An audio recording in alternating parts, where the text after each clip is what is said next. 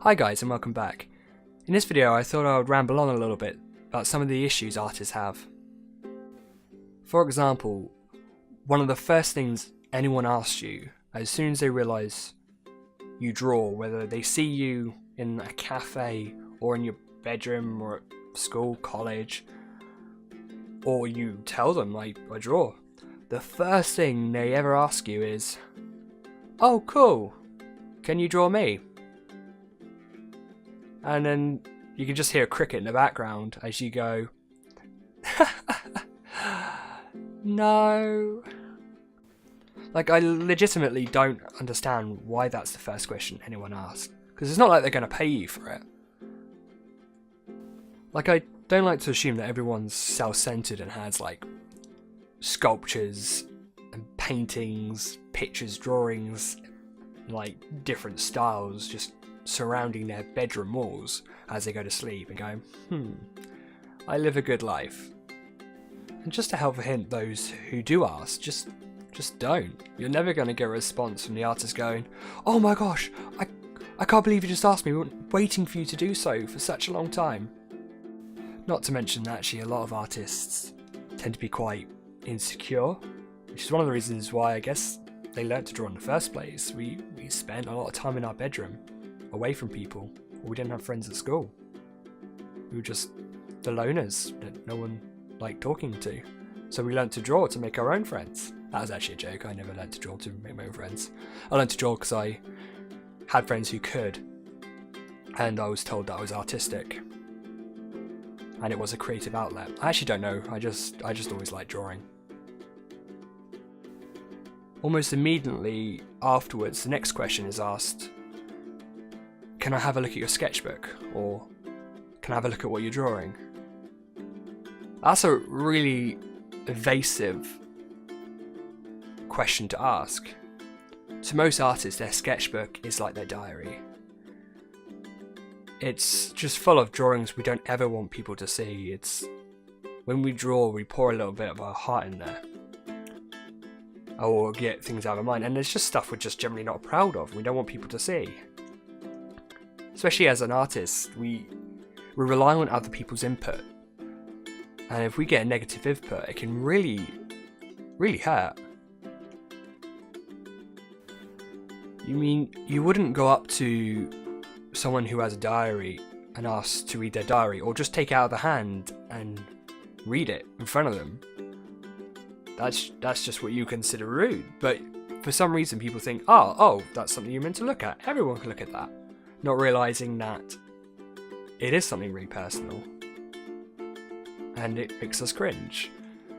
And when asked, a lot of us are like, I don't really want to show you, but I don't want to be rude. So we sort of let you take it out of our hands, or we inch it slightly towards you to sort of indicate, but we don't really want you to. But then we try and take it off you as quick as possible. Or we guide your experience through it by turning the pages for you. Now, I'm not necessarily having a go at you guys. You probably didn't realise, but now you do, and you can think next time you ask, "Oh, does this person actually want me to look at it?"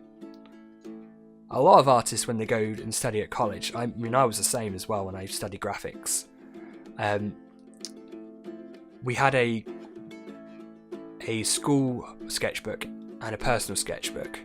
And the school sketchbook normally had what we had refined in our personal first, that we're okay with showing, or we had accepted the fact that this is one that's going to be viewed. But then our personal one is one we don't show.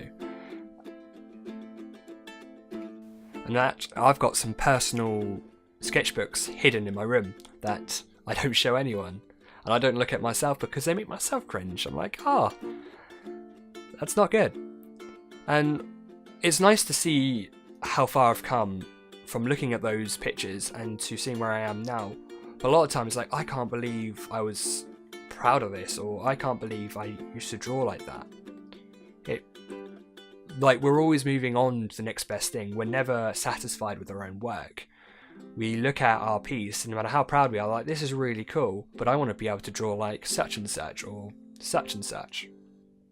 Like, we all have our own little idols in which we'd like to draw. Like, when I study graphics, my biggest influence in my drawing was Cy Scott. Now, Cy Scott does a lot of floral, vine-like drawings, and I really like that style.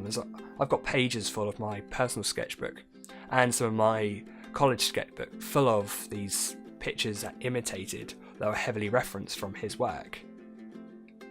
But obviously I've evolved since then, and I'm trying to move on to human anatomy, because actually still life I can do and I'm not too bad at, but I'm trying to push myself into something I'm not good at in order to develop some skills. And actually I enjoy the whole custom character creation side of things.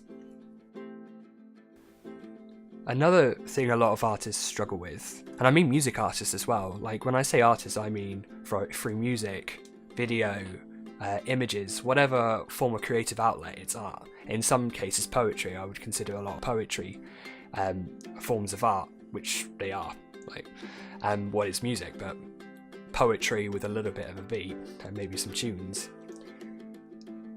if it's obviously got singing involved. Anyway, I was trailing off there. But one of the issues we struggle with is that people don't want to pay for art. People don't want to pay for these things. They don't think that they should pay. I mean, music's here, everyone can hear it. Like, why should I pay for a piece of something I'm listening to when I can listen to it on the radio for free? Or why should I pay to look at your work or to own your work when I can go to a art gallery and just look at it for free? And they don't understand that the amount of hours you literally pour into to get to a level in which you can show. They say you've got to have 10,000 hours to master something. I would say sometimes more or less, depending on the object and whether you actually truly do master it. But to realise that you dedicated a portion of your life, like so much time, energy and effort and tears sometimes, maybe a bit of blood, especially learning guitar, I struggled with my fingers. They just didn't harden up fast enough, and it hurt so much for so many weeks, until obviously they harden up now. But people don't look at that, they just think, oh, you can do this, why don't you do it for me for free? And you just don't know what to say to them, like no and lose a fan base, or say yes and not get paid. And often I find it has to be a catch-22. Now you can charge little or no in order to build up your fan base, to get known, so to speak. Because a lot of it's going to be spread through word of mouth. But then you also realise that, well, I'm doing all this effort and a lot of time practice, I'm spending like 2 weeks preparing for this, and I'm getting nothing from it.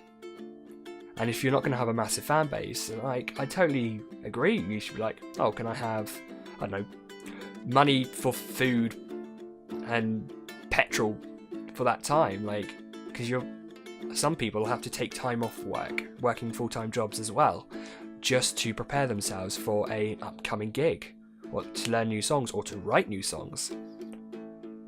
People just don't understand especially those who don't do it. Other artists, they look and they go, actually, yeah, I will pay you almost anything you ask for, because I know how difficult it is. But that often means we can't pay you whatever you ask for, because we don't have money ourselves, because no one's paying us. I just realised I should probably talk about the picture I'm drawing in the background. This is actually a revamp of my YouTube's cover avatar. I thought, well, now I'm no longer using Photoshop, I'm using Clip Studio Paint, mainly because of the fact that my lines are cleaner on here, because it's got a line stability option, which helps me a lot as I'm still getting used to the digital art process. So I thought I'd revamp it, put some new colours, put some actual shading on this one, because the other one doesn't have any shading, not even cell shading. But you get a rough idea of what I actually look like in real life as well, and I do wear the waistcoat. Like I said, I'm a musician, I play weekly, and I wear a waistcoat, and I often wear maroon t-shirt or a white t-shirt, and I've got some dark black, like dark grey trousers and belt and everything. It's really cliche, I know. But it's literally how I dressed, and because I wear that majority of my time, I thought I'd use that so you guys got an idea of roughly what I look like. What I haven't put on there is my eye colour, and we'll leave that for the imagination. But I will hint, I am dark blonde during the winter and light blonde in the sun. And I have a white beard. It's pretty crazy. I'm hoping it'll darken up, but it has been a few years and nothing's happened other than it just getting thicker. But I also thought it would be good to remove the construction lines which I had on my last avatar, which I thought was a good way to show that I will be showing my process of my drawings. But now looking at it, it looks quite messy. So, apart from making the colours lighter, I put a shading on there, revamping it up with the new lines. Obviously my skills improved since then of drawing characters and bodies and stuff, and getting the proportions right. And this is obviously a 3-head chibi, technically. I think Japanese word for chibi means, in English, small person or child. Anyway, this is a 3-head chibi. I have thought about doing a 2-head, but I just think that's too much in a small space. I like to put a little bit of detail in there, and I think as my skills progress, my artwork will get to a level where it's like a detailed Western cartoon. People mistake my work sometimes to be anime, and technically yes, Western cartoon is part of the animation branch, but most people when they say anime, they think Eastern, Japanese manga, and it's not manga, it's Western. But in order to move away, I'm trying to use Disney styles of drawing, like the old style, like Ariel, Little Mermaid, Sleeping Beauty, things like that, with the old stop motion and the flick books and stuff like that, before they started using CGI properly. As my skill progresses, I hope you guys will watch my style change to something I will enjoy more. But I guess that you never truly stop changing your style. Your style changes depending on what mood you're in or what your skill level is. And most artists are like, oh, I'm bored of my style now, I'm going to improve it. And I did that, and I did try manga for a little while, but didn't sit right with me. And it's not because I hate it. I think there are some amazing artwork out there. It's just not something I want to do. So I guess this concludes the video's rant about some of the issues artists have, and I'm sure there's plenty more, and I guess in the future I will come up with some more as well to talk to you guys about. But I guess this is the end of the video, so if you liked the video, please hit the like, and of course please comment if you want me to do some more different content, or you've got some suggestions or hints and tips. And of course, hit the subscribe button to stay tuned with the... Did I say bottle? Anyway, hit the subscribe button to stay tuned for more content.